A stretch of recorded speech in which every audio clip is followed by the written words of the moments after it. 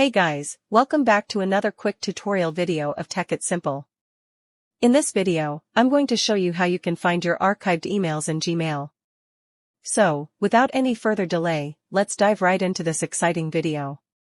In order to find all of your archived emails in your Gmail, just simply open the Gmail application. After opening the Gmail application, you can see there are no emails showing in my email feed because I have archived all of my emails here. In order to find the archive, simply click on these three bars in the top left corner. After clicking there, you can see this All Mail option here. Simply click into that, and from there, you can see all of these emails are archived.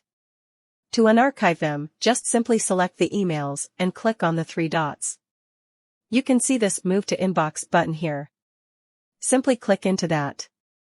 By following these very easy steps, you can find all of your archived emails in Gmail.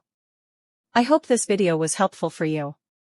If yes, don't forget to give a thumbs up and subscribe to the channel to never miss another update. Thank you for watching the video.